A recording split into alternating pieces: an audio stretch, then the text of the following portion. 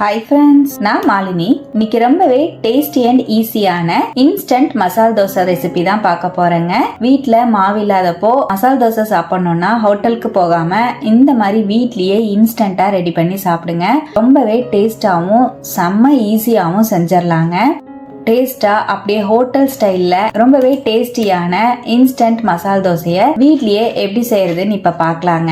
மசால் தோசை செய்யறதுக்கு ஃபர்ஸ்ட் தோசைக்குள்ள வைக்கிற கார சட்னி ரெடி பண்ணிக்கலாம். நான் இன்னைக்கு 8ல இருந்து 10 காஷ்மீரி மிளகாவை சுடுதண்ணில ஒரு 10 நிமிஷம் ஊற வச்சு எடுத்து வச்சிருக்கேன். இப்ப நம்ம ஊற வச்சிருக்கிற காஷ்மீரி மிளகாவை மிக்ஸி ஜார்ல ஆட் பண்ணிக்கலாங்க.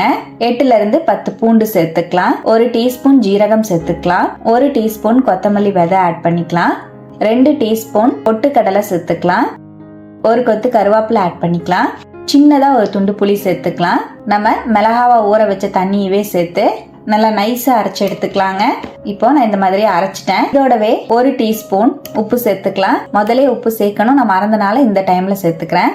மறுபடியும் ஒரு வாட்டி நல்லா கிரைண்ட் பண்ணி எடுத்துக்கலாம். பாருங்க, நம்மளோட கார சட்னி ரெடி ஆயிடுச்சுங்க. இது அப்படியே இருக்கட்டும். இன்ஸ்டன்ட் தோசைக்கு மாவு வந்து ரெடி பண்ணிக்கலாம். மிக்ஸி ஜார்ல 1 கப் அளவு வெள்ளை ரவை சேர்த்துக்கலாம். கிராம்ஸ்ல 150 கிராம் அளவு வெள்ளை ரவை சேர்த்திருக்கேன். 2 டேபிள் ஸ்பூன் கடலை மாவு, 1.5 டேபிள் ஸ்பூன் அரிசி மாவு, 2 டேபிள் ஸ்பூன் கோதுமை மாவு சேர்த்துக்கலாங்க. 1 டீஸ்பூன் உப்பு ஆட் பண்ணிக்கலாம். தேவையான அளவுக்கு தண்ணி சேர்த்து நல்லா நைஸா அரைச்சுக்கலாம். பாருங்க, நம்ம இன்ஸ்டன்ட் தோசைக்கு மாவு ரெடி ஆயிடுச்சு. எந்த அளவுக்கு நைஸா அரைச்சிருக்கேன்னு பாருங்க. இப்ப நம்ம அரைச்ச மாவை மிக்சிங் பவுலுக்கு மாத்திட்டு மிக்ஸி ஜார் அலசி 1/2 கப் அளவு தண்ணி சேர்த்துக்கலாம். நல்லா மிக்ஸ் பண்ணிக்கலாங்க. நல்லா கலந்துட்டு ஒரு 10 நிமிஷம் அப்படியே ரெஸ்ட்ல இருக்கட்டும். இப்ப நம்ம தோசைக்குள்ள வைக்கிற மசால் ரெடி பண்ணிக்கலாம். மசால் செய்யறதுக்காக நான் இன்னைக்கு ஒரு 5 மீடியம் சைஸ் உருளைக்கிழங்க வேக வச்சு தோல் உரிச்சு எடுத்து வச்சிருக்கேன். நல்லா மேஷ் பண்ணி விட்டுக்கலாம். உருளைக்கிழங்க நல்லா மேஷ் பண்ணிட்டேங்க, இருக்கட்டும். கடாயில 1 டேபிள் ஸ்பூன் ஆயில் ஆட் பண்ணிக்குவோம். 1 டீஸ்பூன் கடுகு ஆட் பண்ணிக்கலாம். 1 டீஸ்பூன் உளுத்தம்பருப்பு, 1/2 டீஸ்பூன் ஜீரகம் ஆட் பண்ணிக்கலாம். நல்லா வெடிச்ச உடனே ஒரு பெரிய வெங்காயத்தை சன்னமா நறுக்கி சேர்த்துக்கலாம். 1 கொத்து கருவேப்பிலை ஆட் பண்ணிக்கலாம். 4 பச்சை மிளகாவை இந்த மாதிரி 2 கட் பண்ணி சேர்த்துக்கலாம். நல்லா வதக்கிக்கலாங்க. வெங்காயம் நல்லா டிரான்ஸ்பரண்ட் ஆகுற அளவுக்கு வதக்கிக்கலாம். இதோடவே 1 டீஸ்பூன் இஞ்சி பூண்டு பேஸ்ட் ஆட் பண்ணிக்கலாம். நல்லா மிக்ஸ் பண்ணிக்கலாம். இஞ்சி பூண்டோட பச்சை வாசம் போற மாதிரி நல்லா கலந்து விட்டுட்டேன். ஒரு தக்காளி பழத்தை பொடியா நறுக்கி சேர்த்துக்கலாம். நல்லா மிக்ஸ் பண்ணிக்கலாம். தக்காளி பழத்தையும் சேர்த்து நல்லா வதக்கிட்டேன். இதோடவே 1 டீஸ்பூன் உப்பு சேர்த்துக்கலாம். 1/2 டீஸ்பூன் மஞ்சள் பொடி சேர்த்துக்கலாம். நல்லா கலந்துக்கலாங்க. இப்ப இந்த மாதிரி நல்லா கலந்துட்டேன். தக்காளி பாருங்க நல்லா சாஃப்டா வதங்கிடுச்சு. இந்த அளவுக்கு நல்லா தக்காளி சாஃப்டா வதங்கினதுக்கு அப்புறம் இதோடவே நம்ம மேஷ் பண்ணி வச்சிருக்கிற உருளைக்கிழங்கு ஆட் பண்ணிக்கலாங்க. நல்லா ஒரு வாட்டி மிக்ஸ் பண்ணி விட்டுருவோம். இதோடவே 2 கப் அளவு தண்ணி சேர்த்துக்கலாம். மசால் ரொம்ப திக்காவும் இல்லாம ரொம்ப லூஸாவும் இல்லாம மீடியமான கன்சிஸ்டன்சில வச்சுக்கலாங்க. தோசைக்குள்ள வைக்கும் போது மசால் வெளியே வராம இருக்கும். பாருங்க, தண்ணி சேர்த்து நல்லா மிக்ஸ் பண்ணிட்டேன். ஒரு 2 செகண்ட் மீடியம் ஃப்ளேம்லயே அடுப்புல இருக்கட்டும். அவ்வளவுதான். இப்ப நம்ம மசால் ரெடி ஆயிடுச்சு. கடைசியா நறுக்கின மல்லித்தலை சேர்த்துக்கலாம். நல்லா மிக்ஸ் பண்ணிக்கலாம். அவ்வளவுதான், மசாலா அப்படியே இருக்கட்டும். இப்ப நம்ம மாவும் பாத்தீங்கன்னா ஒரு 10 நிமிஷம் அப்படியே விட்டுருந்தேன். இன்ஸ்டன்ட் தோசைங்கிறனால ஒரு 1/2 டீஸ்பூன் அளவுக்கு பேக்கிங் சோடா வந்து நான் சேர்த்துக்கிறேங்க மாவோட. நீங்க வேணும்னா சேர்த்துக்கோங்க, வேண்டாம்னா ஸ்கிப் பண்ணிக்கலாம். பேக்கிங் சோடாக்கு பதிலா நீங்க ஈனோ கூட ஆட் பண்ணிக்கலாங்க. கொஞ்சமா தண்ணி சேர்த்துட்டு நல்லா மிக்ஸ் பண்ணிக்கலாம். நம்ம மாவு பாத்தீங்கன்னா நார்மலான தோசை மாவு மாதிரி இல்லாம கொஞ்சம் லூஸா இருக்கணும். அப்பதான் நம்ம ஸ்ப்ரெட் பண்ணி ஊத்துறதுக்கு கரெக்டா இருக்கும். பாருங்க, நம்ம தோசை மாவு ரெடி ஆயிடுச்சு. இப்ப நம்ம தோசை ஊத்திக்கலாங்க. கல்லு நல்லா சூடா இருக்கு. தண்ணி தெளிச்சு விட்டுட்டு நம்ம தோசை ஊத்திக்கலாம். ஒரு கரண்டி மாவு ஊத்தி நல்லா ஸ்ப்ரெட் தேய்ச்சி விட்டுக்கலாம். தோசைக்கல் ஃபுல்லா வர மாதிரி நல்லா தேய்ச்சி விட்டுக்கிறேன். இப்ப மாவு பாருங்க, நமக்கு ஈஸியா தோசை ஊத்துறதுக்கு சூப்பராவே வருது. நீங்க இதுலயே பிளெயின் ரோஸ்ட் கூட இந்த மாவுல செய்யலாம். ஊத்தாப்பா மாதிரியும் ஊத்தி எடுக்கலாங்க. இப்ப தோசை ஃபுல்லா ஊத்திட்டேன். தோசையை ஊத்திட்டு மீடியம் ஃப்ளேம்ல வச்சுட்டு இப்ப நம்ம ரெடி பண்ணி வச்சிருக்கிற அந்த ரெட் சட்னி ஆட் பண்ணிக்கலாங்க.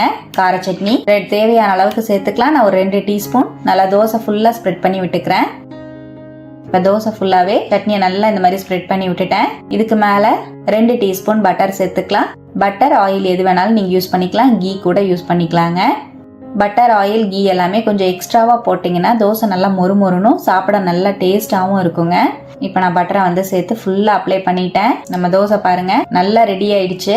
திருப்பி போட போறது கிடையாது, ஒரு சைடு மட்டும்தான் வேக வைக்கிறோம். நல்லா வெந்ததுக்கு அப்புறமா 2 டேபிள் ஸ்பூன் அளவுக்கு நம்ம ரெடி பண்ணி வச்சிருக்கிற உருளைக்கிழங்கு மசால் வச்சுக்கலாம். தேவையான அளவுக்கு வச்சுக்கலாம். நான் ஒரு சைடு இந்த மாதிரி வச்சுக்கிறேன். உருளைக்கிழங்கு மசாலையும் வச்சுட்டு நம்ம தோசை நல்லா ரெடி ஆயிடுச்சு. ஒரு சைடு அப்படியே வந்து க்ளோஸ் பண்ணி விட்டுக்கலாம். க்ளோஸ் பண்ணிட்டு ஒரு 2 செகண்ட் அப்படியே அடுப்புல விட்டுருங்க. அவ்வளவுதான். இப்போ நம்ம வெளியே எடுத்துடலாம். நம்மளோட டேஸ்டி அண்ட் ஈஸியான மசால் தோசை சூப்பரா ரெடி ஆயிடுச்சு. உங்களுக்கு பார்த்தாலே தெரியும், தோசை சைடெல்லாம் நல்லா கிறிஸ்பியா வந்திருக்கு. மசாலோட தோசையை சாப்பிடும் போது அல்டிமேட்டா இருக்குங்க. இப்போ இதே போல இன்னொரு தோசையும் ஊத்திக்கலாம். ஒவ்வொரு தோசை ஊத்தும் போதும் லைட்டா கல் இந்த மாதிரி தண்ணி தொளிச்சு தொடச்சு விட்டுட்டு தோசை ஊத்துனீங்கன்னா உங்களுக்கு ஈஸியா எடுக்கிறதுக்கு வரும். இப்போ நம்ம தோசை ஊத்திக்கலாங்க. ஒரு கரண்டி மாவு சேர்த்து நல்லா ஃபுல்லா ஸ்ப்ரெட் பண்ணி விட்டுக்கிறேன். ஸ்ப்ரெட் பண்ணி விட்டுட்டு தேவையான அளவுக்கு நம்ம ரெட் சட்னி சேர்த்துக்கலாம். தோசை ஃபுல்லா வர மாதிரி நல்லா ஸ்ப்ரெட் பண்ணி விட்டுட்டு தேவையான அளவுக்கு பட்டர் வந்து ஆட் பண்ணிக்கலாங்க. தோசை நல்லா வெந்துருச்சு. உங்களுக்கு பார்க்கும் போதே தெரியும், தோசையை நம்ம கரண்டி வச்சு எடுக்கணும்னே அவசியம் கிடையாது, சைடெல்லாம் தானாவே எலும்பி வந்துடும். இப்போ ஒரு சைடு நல்லா வெந்துருச்சுங்க. நான் மசால் உள்ள வச்சுக்கிறேன். தேவையான அளவுக்கு மசால் வச்சுட்டு அப்படியே திருப்பிக்கலாம். நீங்க இதே மாவுல கோன் தோசை ரெடி பண்ணலாம், பேப்பர் ரோஸ்ட் ரெடி பண்ணலாம், ஊத்தாப்பம் மாதிரியும் ஊத்தி எடுக்கலாம். ரொம்பவே சூப்பரா வருங்க. மேல கொஞ்சமா நான் வந்து பட்டர் வந்து தேய்ச்சி விட்டுக்கிறேன். ரொம்பவே டேஸ்டியான இன்ஸ்டன்ட் மசால் தோசை சூப்பரா ரெடி ஆயிடுச்சுங்க.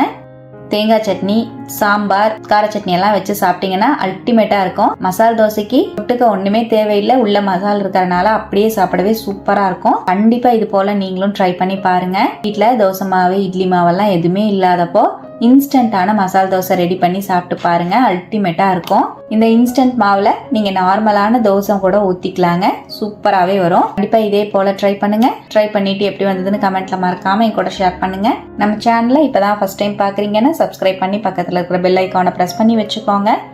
லைக் பண்ணிக்கோங்க. ஃப்ரெண்ட்ஸ் அண்ட் ஃபேமிலியோட ஷேர் பண்ண மறக்காதீங்க ஃப்ரெண்ட்ஸ். தேங்க்யூ.